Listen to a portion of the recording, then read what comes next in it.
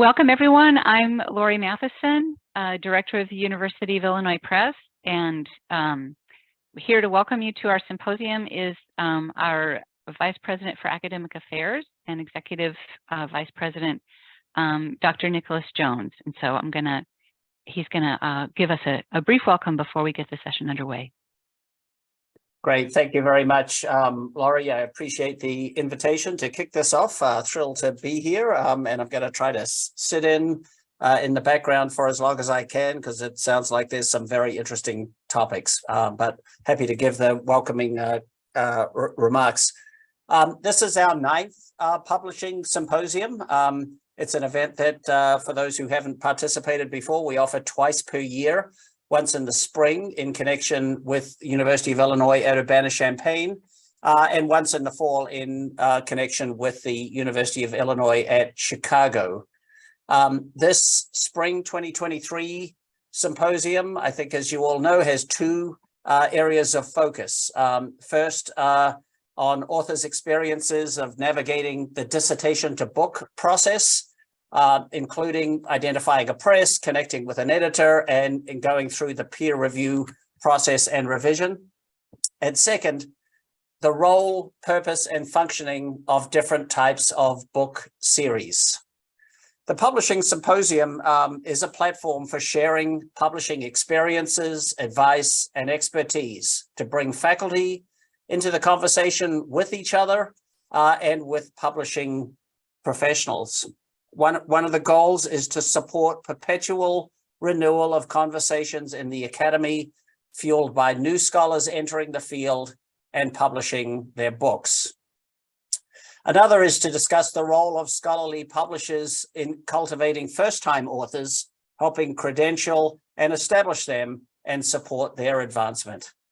Specifically, we hope that by participating, you will gain insight into how publishing programs, and in this case, book series, dovetail with and advance trends in various academic fields, by helping establish and legitimizing new lines of inquiry and new subfields within academic disciplines, and by providing an umbrella or container for new scholarship on a particular aspect of an academic field, bringing different points of view into conversation with each other.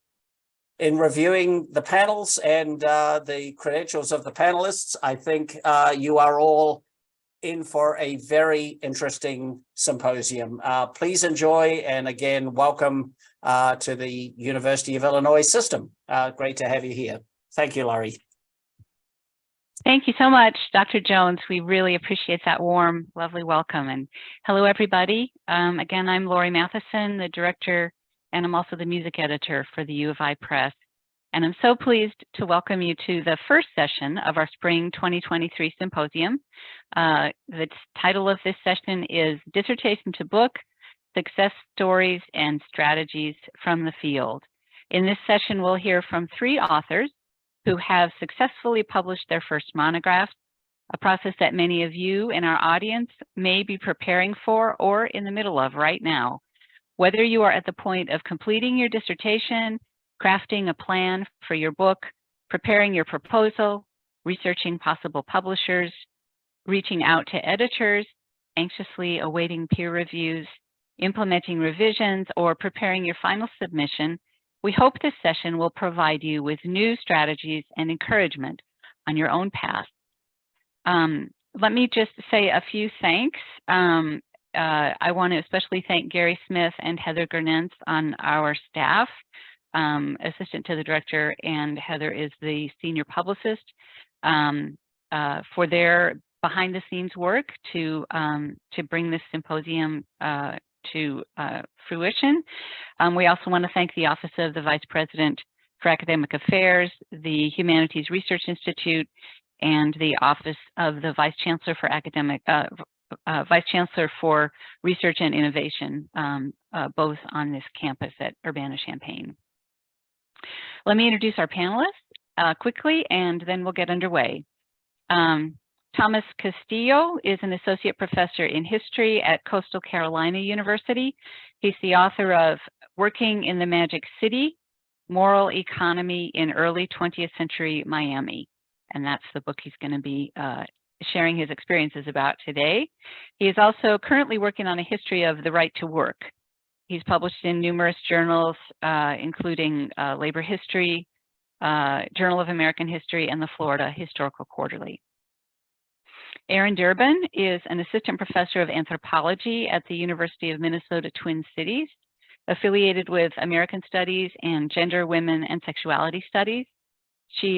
Durbin is the author of The Sexual Politics of Empire, Post-Colonial Homophobia in Haiti, which won the National Women's Studies Association University of Illinois Press First Book Prize. And Mirel C. Velasquez is an associate professor of Latino Studies at the University of Illinois Urbana-Champaign. As an interdisciplinary scholar, her work centers on the history of education, women's history, Puerto Rican studies, gender and sexuality, and teacher education. Her book, Puerto Rican Chicago, Schooling the City, 1940 to 1977, chronicles the Puerto Rican community's response to the urban decay in which they were forced to live, work, and especially learn. So welcome to our panelists. I'm thrilled to have you here and excited about this conversation. Let's kick off with a few questions about the initial post-dissertation steps. So you've just completed the dissertation, and we'd love to know what happens next. How did events unfold for you after you completed the dissertation? And at what point did you start taking steps toward preparing a plan for your book project? How did you balance that with positioning yourself in the job market and other early career competing demands? Erin, maybe we could kick off with you. Sure. So I finished, well, I defended my dissertation in the fall, and by the time I was going to conferences that year, so I regularly go to National Women's Studies Association and the American Studies Association, and then sometimes other interdisciplinary conferences.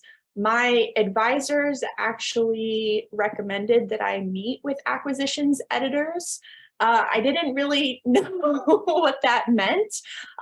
So one of my advisors took me at the first conference and then the second conference around at the book fair to actually meet with people who were in the booths and to set up appointments and talk about my project. And usually, you know, my advisor had relationships with everyone. I came to learn that acquisitions editors all know each other. So it was, as I like to say, a little bit like speed dating. It was very awkward.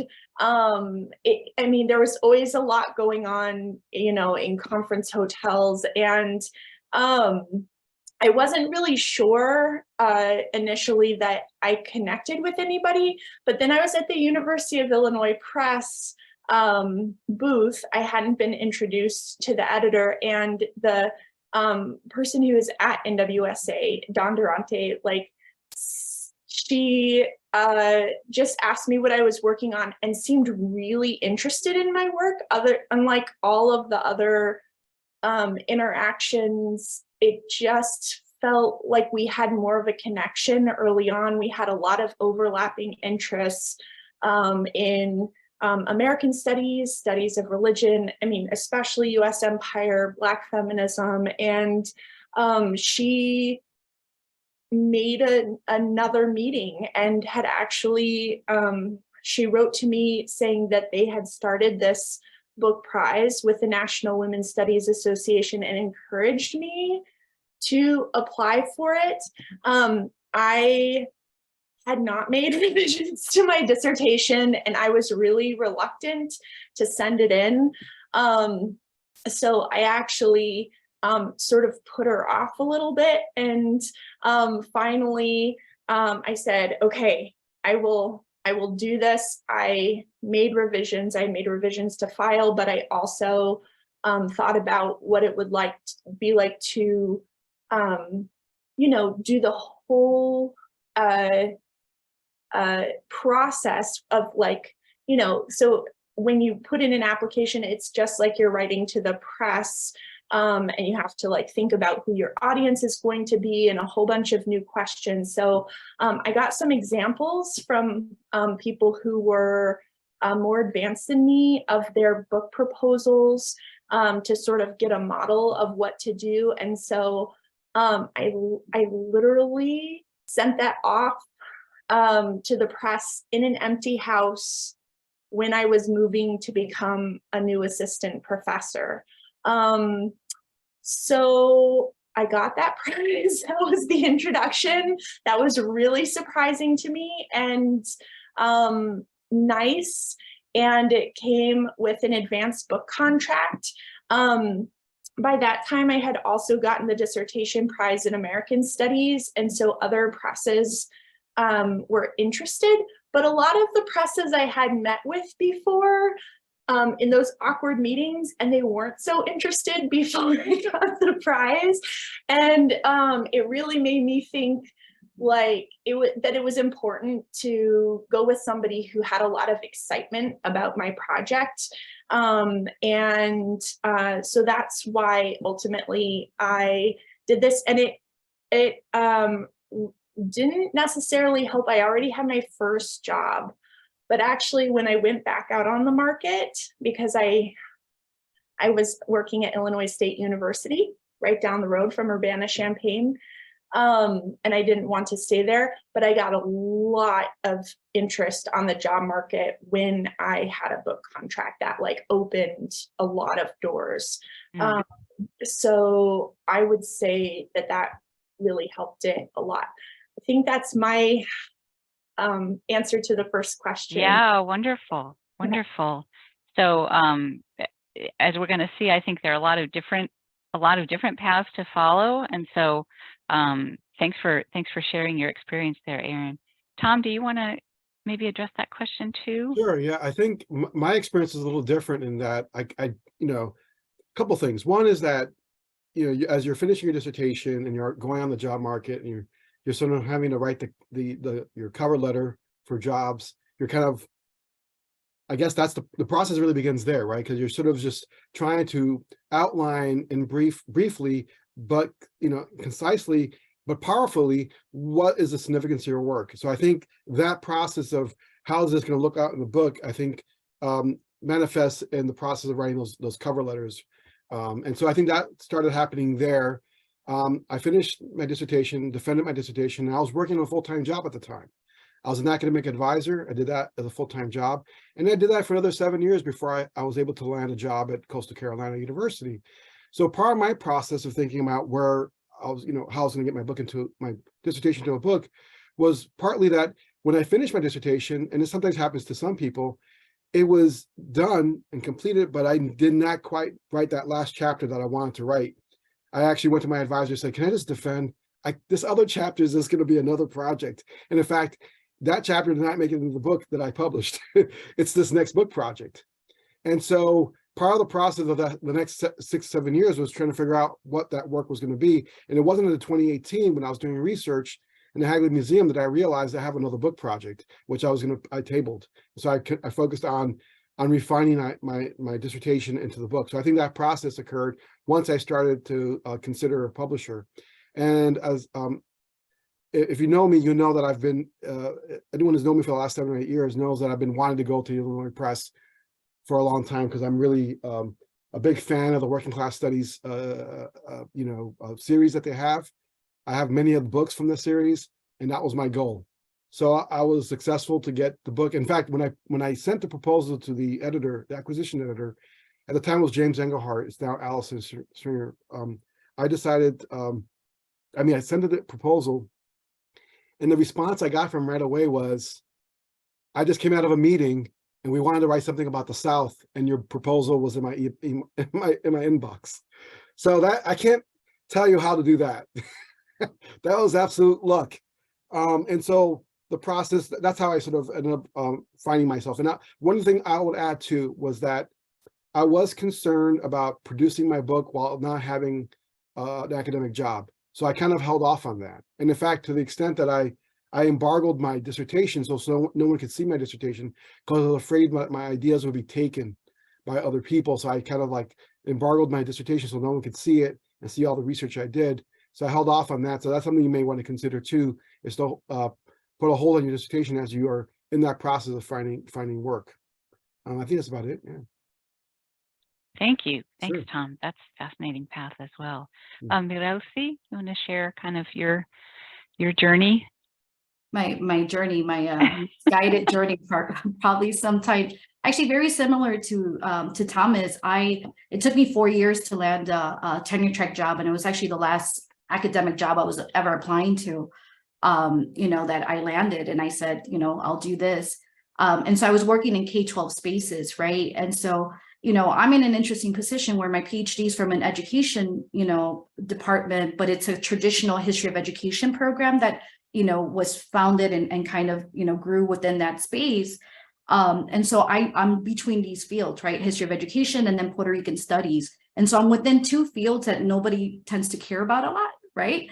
And so how do you kind of sell yourself in terms that your work, is meaningful in different ways? I was very, very lucky and always have been to this day, very lucky that I have been able to surround myself or be included within spaces from especially mujeres, for women, Latinas and Puerto Rican women who believe in lifting as they climb, right? And so very early on in those 4 years, the former series editor in the Latinos in the Midwest series, Frances Aparicio, introduced me to Dawn Durante and said, she's interested in writing a book about, Puerto Rican education, the history of Puerto Rican education in Chicago, which honestly, no one actually has written a history of Puerto Rican education in the diaspora. There's a couple of books that have come out about Puerto Rico, about the archipelago, but nothing in the diaspora, right? And so right away, I was lucky, to meet an acquisitions editor that found the value in that, even if I sometimes didn't always see the value in my own work, and was very, very patient.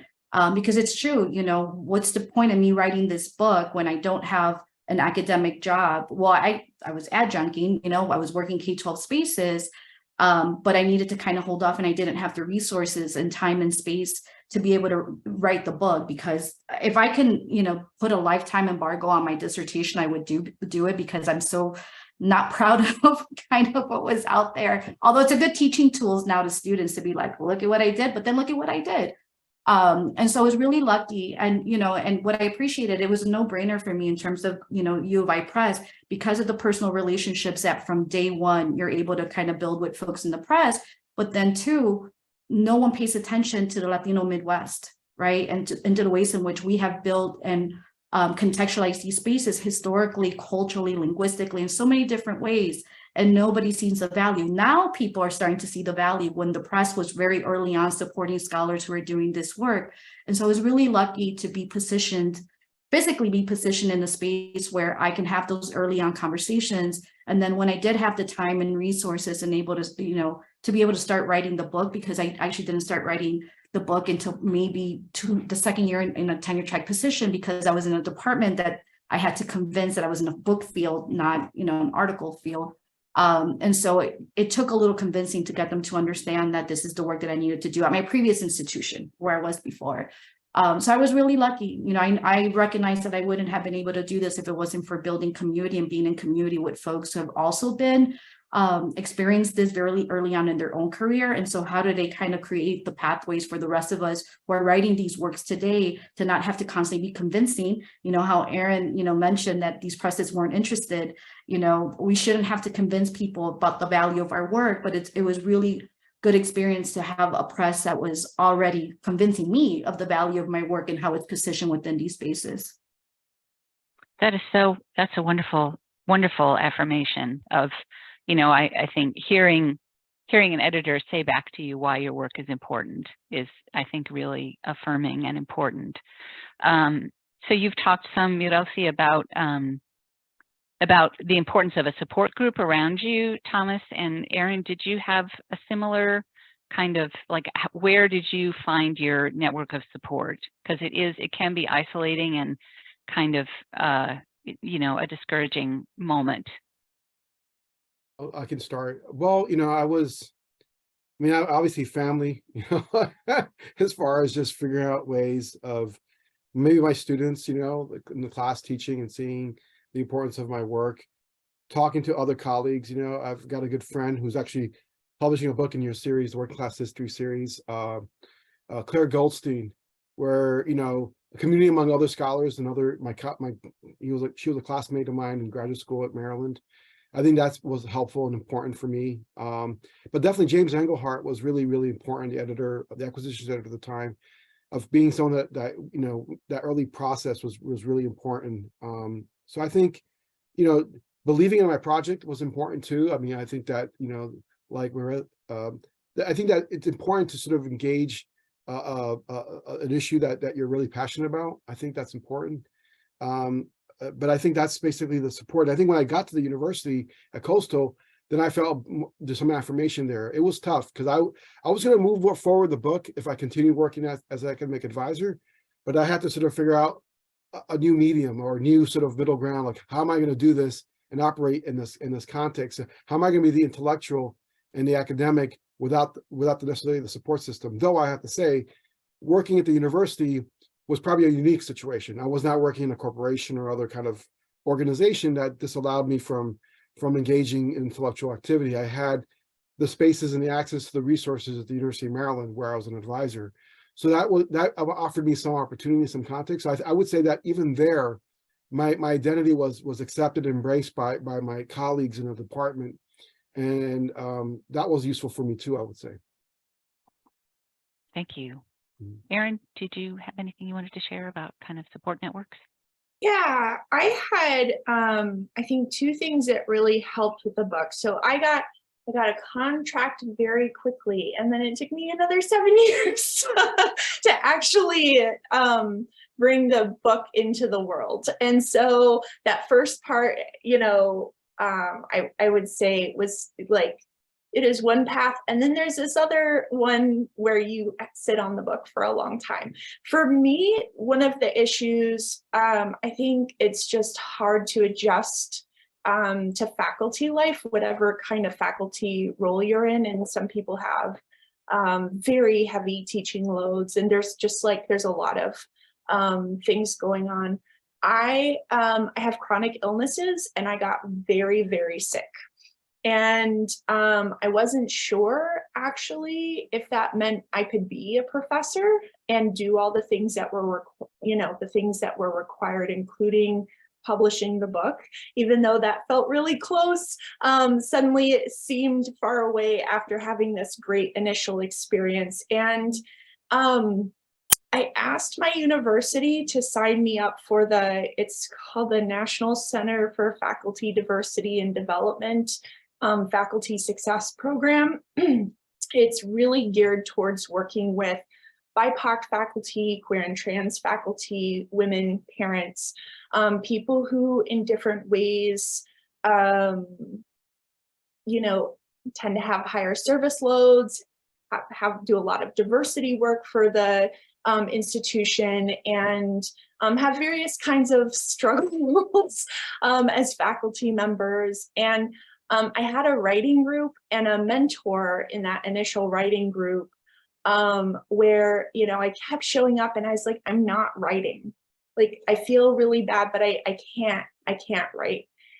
And he very nicely said, like, you might want to check out the resources of the Disability Resource Center. And I was like, oh no, I don't want to do that, because I know lots of amazing disabled people and I am not one of them. But actually, when I went in, they said there are a lot of resources that you could use and you do fit the requirements.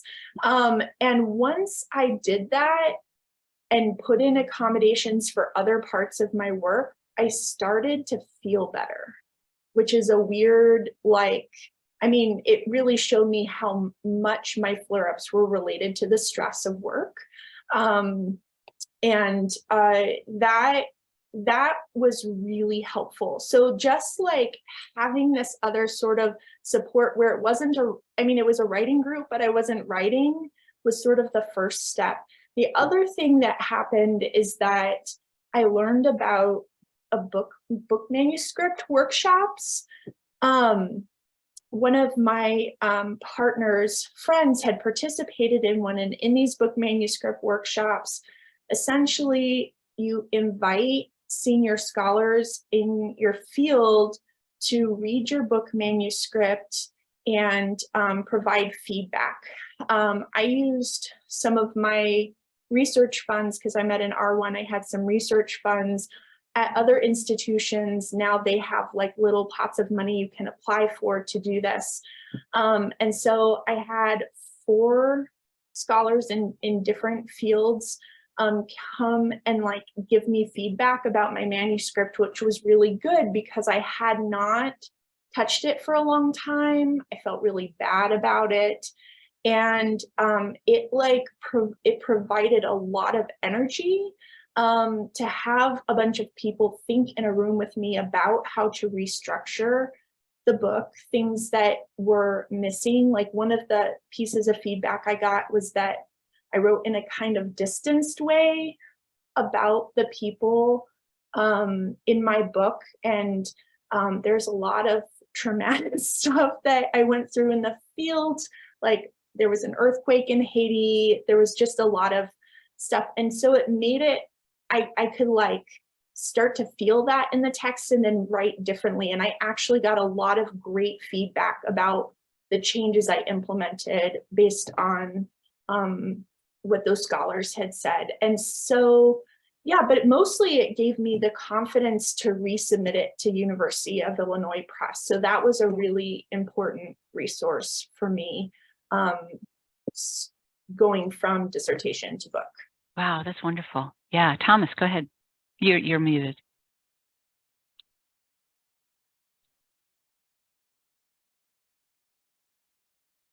There we go. There you go. I think this is something I want to like piggyback a little bit with something Miralazy said earlier and Aaron is just now. I think I come from working class past. My father did not, I'm a first generation student.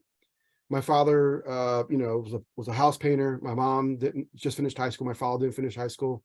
And that, I think that's created a sort of complex with me throughout my life to sort of try to deal with, this extra burden of always feeling like I have a chip on my shoulder of just trying to overcome these different things. And I think that, but part of, I think one way of dealing with it was to sort of put it in front of me, and to understand that that was a dynamic in not sort of pushing it down and not engaging in it. I think engaging it and being aware of it, offered me an opportunity to sort of try to tackle that sense of not being worthy to rise up to this point, or confronting the perfectionism, because sometimes the ways it manifests is this perfectionism.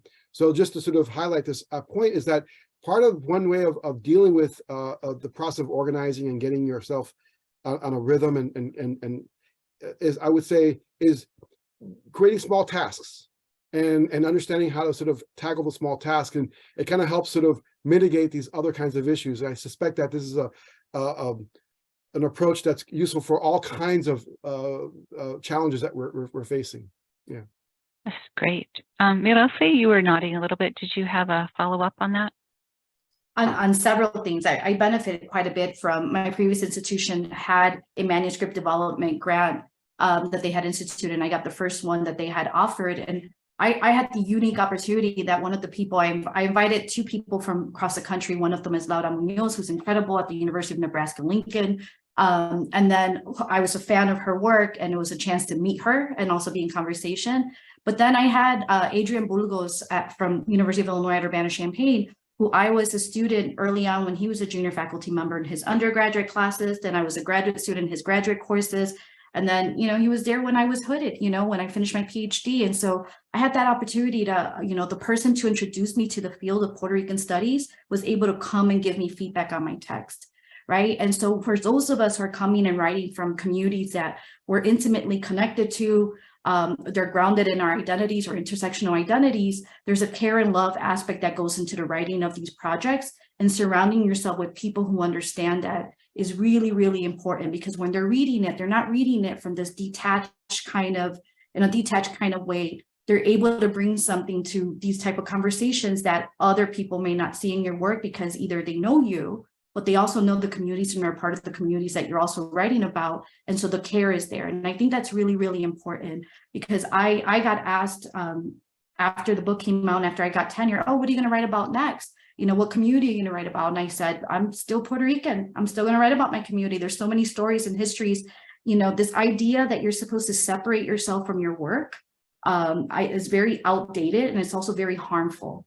And so, you know, I know that there's, you know, graduate students, early career folks who are being told that, you know, that it's okay to do it, the expectations there. And it's actually one of the most harmful things that we can do, because our work, if we're writing from a place of love and care, it's reflected in the work that we produce. Amazing. Any additions you folks want to make to this thread? It's really fascinating. No, I think that's definitely true. I mean, even this work I'm working on now, Right to Work, it is rooted in my effort to try to understand the politics of austerity and neoliberalism. It's not, I mean, in other words, it's the world I'm seeing, you know, it's the retail jobs that I see prevalent throughout the country, and the service jobs that do not offer a living wage, do not offer, you know, a livelihood, that denigrate the human body and denigrate our conceptions of what it means to be human. So I think we're always going to be informed by our local community, and that's definitely informed the fact that I worked as a construction worker. My dad was a construction worker. I worked in fast food. So I would say that those experiences that often shape the experiences of minority groups, of Latinos and people throughout the country, I'm influenced and shaped by those groups that have been marginalized in all kinds of ways. So I think it's certainly something that informs my research, and in some ways is like sort of a source of energy and motivation and inspiration to continue the work, because there's so much there to definitely make you want to stop and not want to do it anymore. Erin? Oh yeah, I was going to mention too that I got my degree in feminist studies, gender and women's studies, and my grad school colleagues are still really important for me. I mean, somebody who was right next to me graduated about the same time. We're doing her book manuscript workshop soon. You know, so she's on a different timeline too. But like, just like, I actually didn't understand how important those connections from grad school, how that would continue to be important. And those are the people who I trust with my work. Like, I don't know if it's about my particular relationship to this university, or if this is just part of the process, but having people who sort of understand your fields and understand who you are important readers.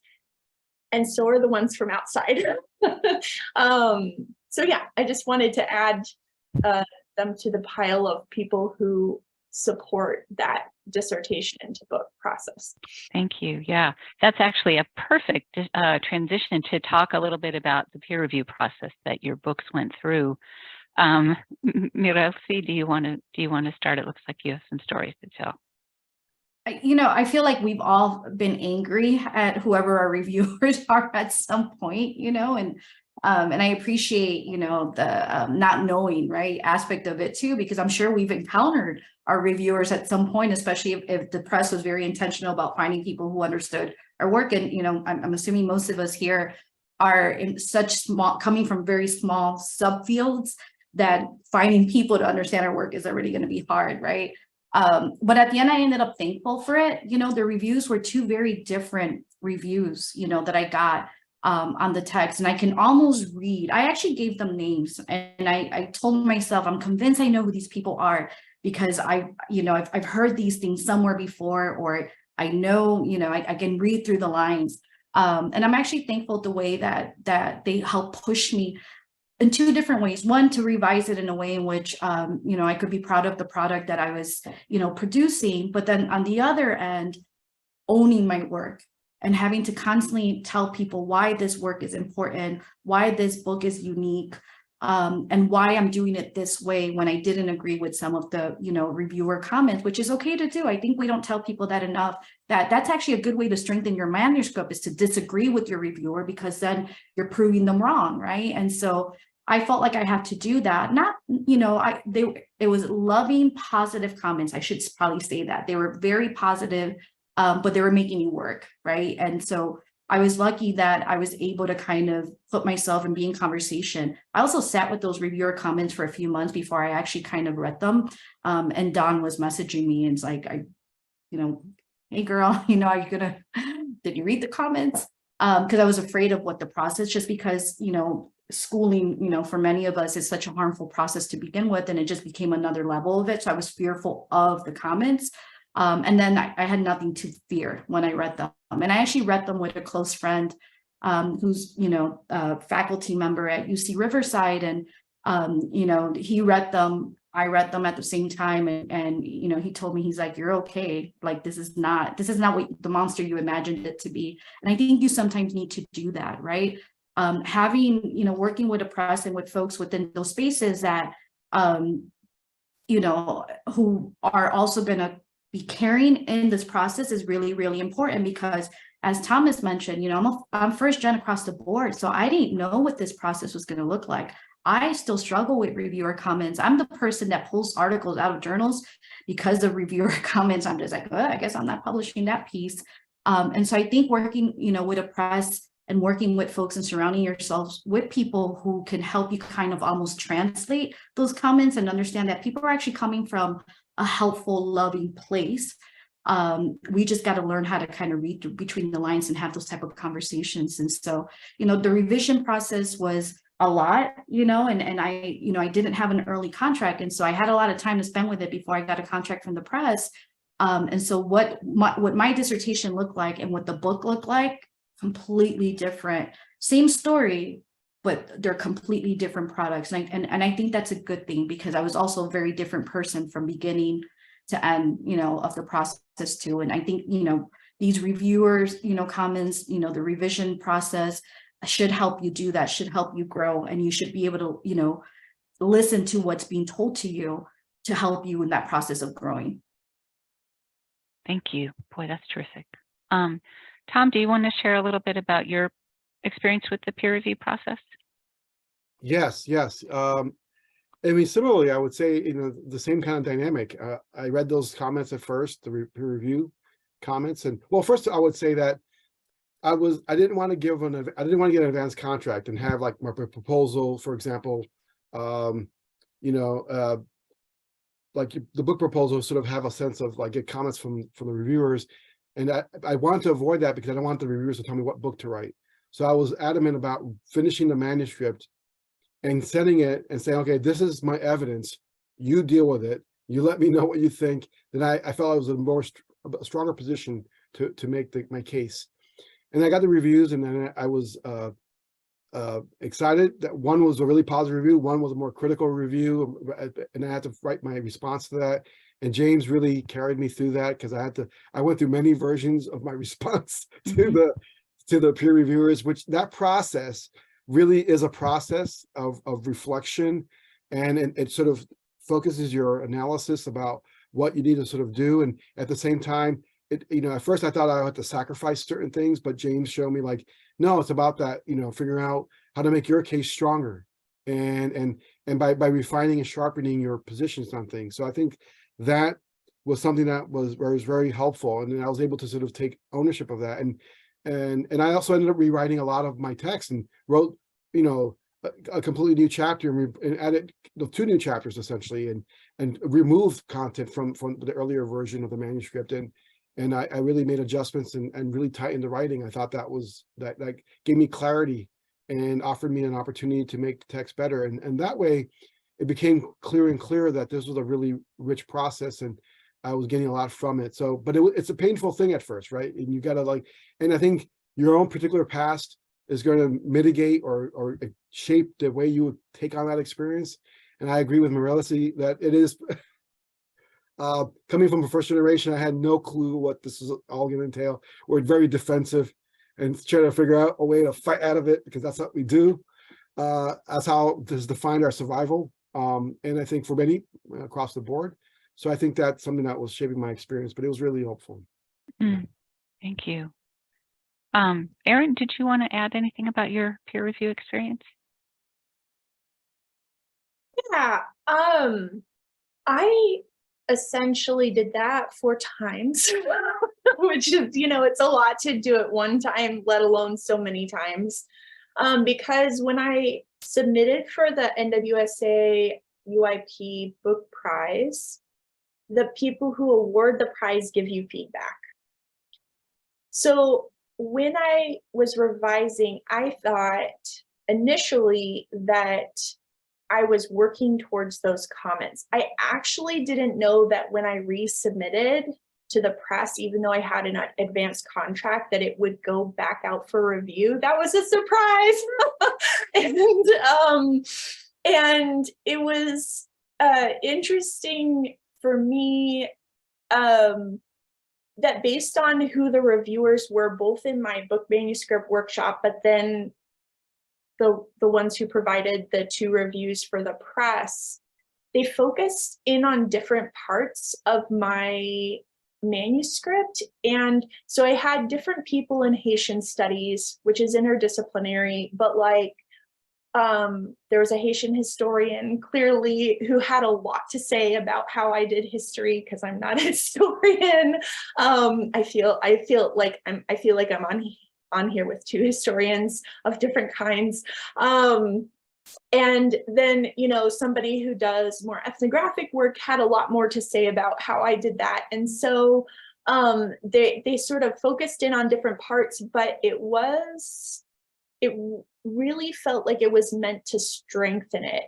Even if they're like, you're not so great at this, here's some suggestions. It takes a while to get over the feeling of failure and then actually work with those comments. I had an experience where the book manuscript workshop reviewers and the press reviewers were aligned. And this was about the additional chapter that I said I would write. So when I got the contract, I said, here's one of the things I want to change. I want to write an additional chapter about what's going on, contemporary movements in Haiti and how they're addressing homophobia related to foreign intervention. I went and did more research in Haiti. I used my advance from the press to do that research. And I wrote another chapter.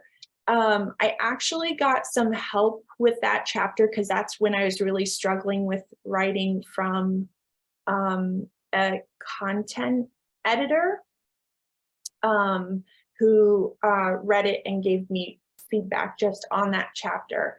But when the book manuscript reviewers read it, they were like, this feels like a different project, because suddenly I had focused actually less on Haitian activists and their interventions and more on the really messed up things that US organizations were doing in Haiti. And they're like, this is another project. And so I got that feedback from everybody. I still submitted it to the press because I felt like I had to.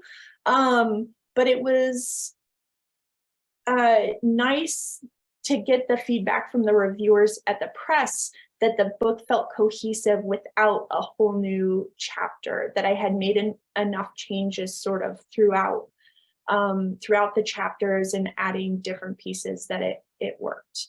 Great. Yeah. Thank you.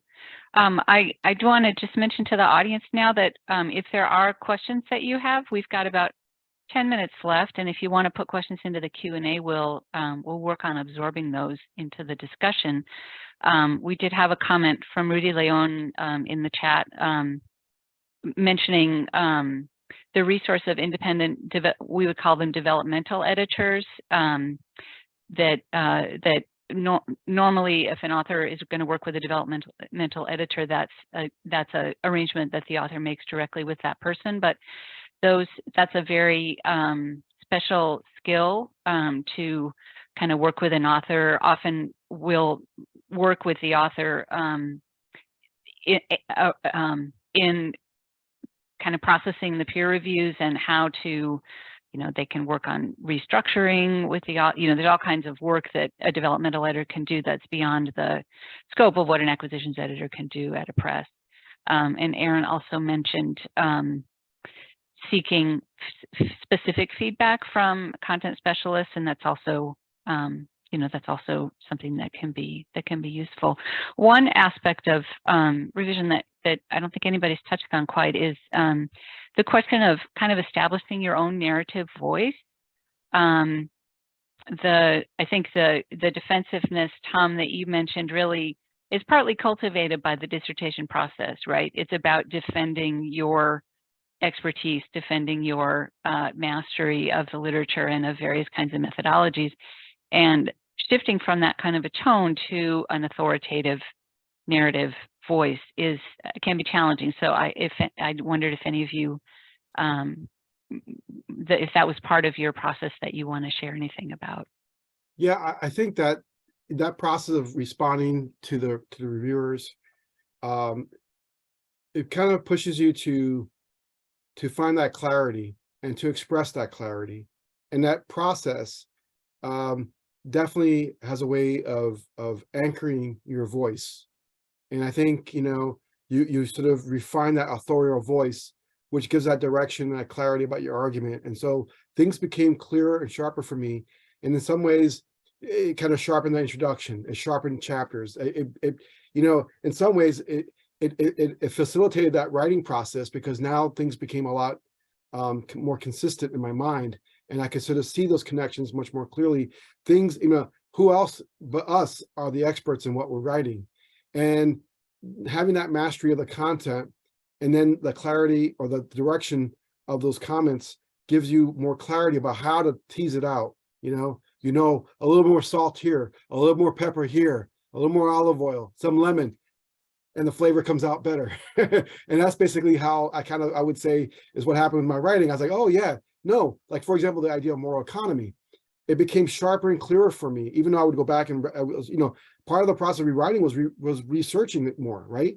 And reading stuff more and saying, well, I need to get more clarity about this. And I was able to sort of see how those connections. And so I think it was about, really making a better dish, so to speak, to continue with the food metaphor, going up with a better dish that it really allowed the flavors to come out in a way that really teased out those little subtleties. You want people to taste and get that. And so my book's a little bit tough because, you think about a labor history in Miami. What are you talking about?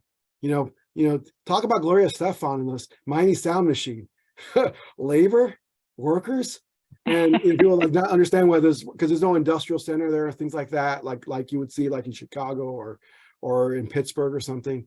So I had to reclaim and reframe how we understand class in this tourist rooted economy. So part of that I was going against the grain of the mainstreams of the literature and trying to figure out put a flag about why this is labor history. Mm. Yeah. We have had a couple of really interesting questions come in, so I do want to. This is actually one that we should have thought of talking about. How did you balance moving forward with a book and related articles or article publication at the same time? Elsie, would you like to start? So I was in a department that was expecting that I publish 8 to 10 publications for tenure.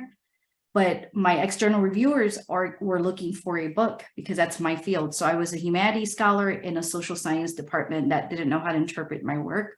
Got support in different ways, right? But even kind of having that conversation. And so I essentially had to do both, which was not a good process, right? For, someone that was advising too many advisees, and who I'm proud of that work as well, right?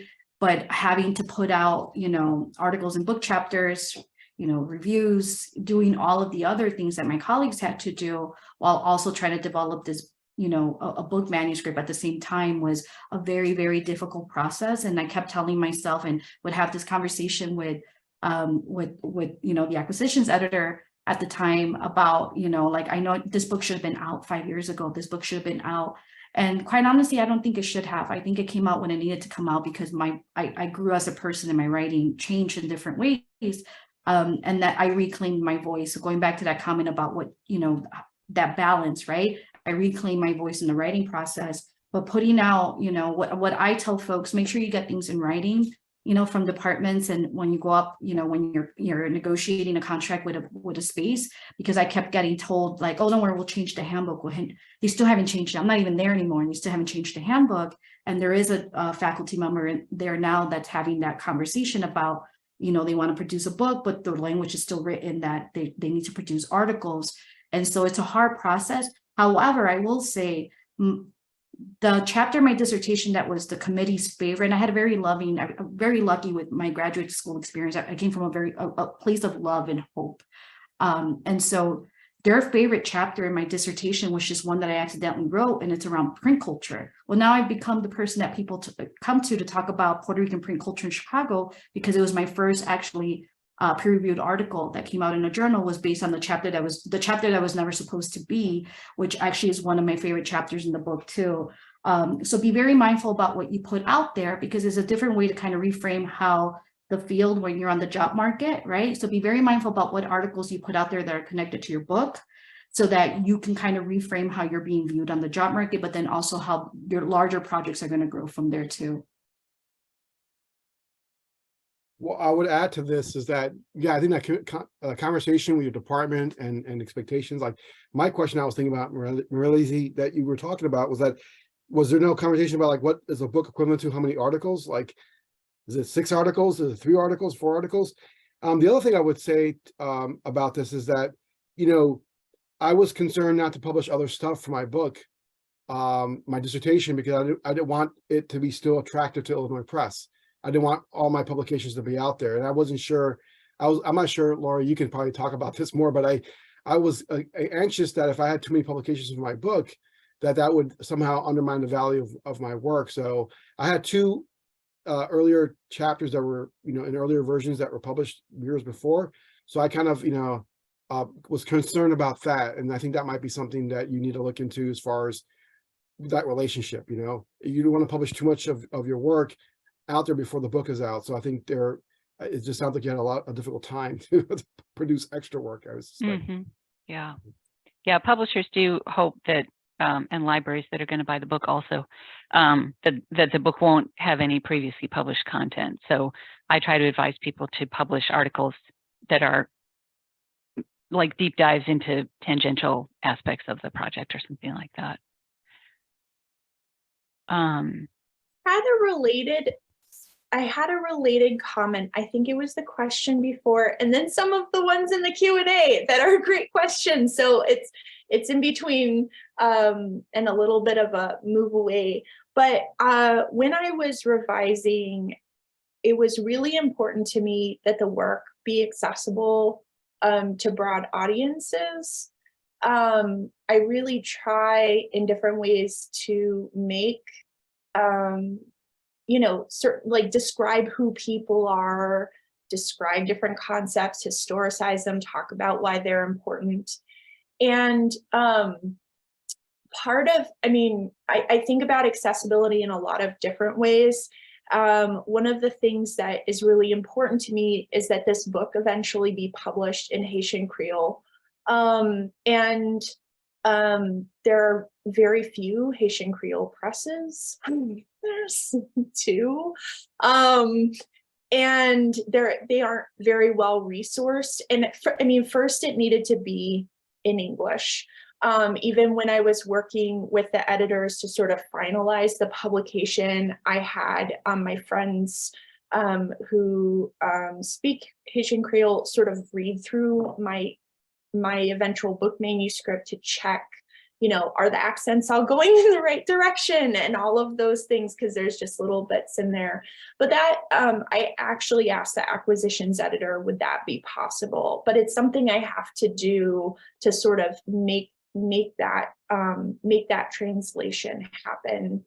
But it's possible with the University of Illinois Press to have translations.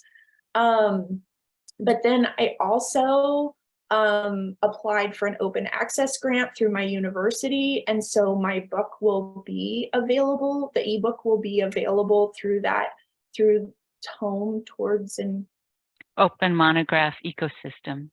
Towards an open monograph ecosystem. Right. And so through University of Illinois Press, you'll be able to access it. So like, I wanted to think about that in a lot of different ways. And University of Illinois Press was really open to those things. Yep.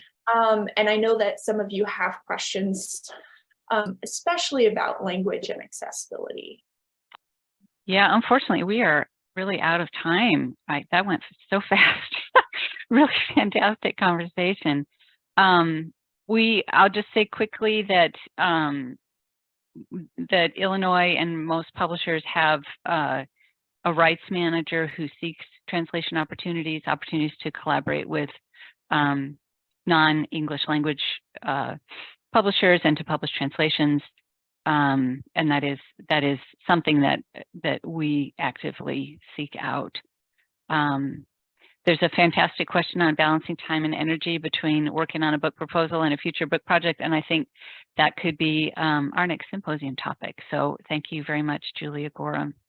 Tom, did you have something you wanted to say quick? I want to talk about that. Yeah, I think basically when you're balancing your time, I think you have to remind yourself that try to center yourself and your work, right? And try to put some time. It's like that there's a book, writing your dissertation with 15 minutes a day.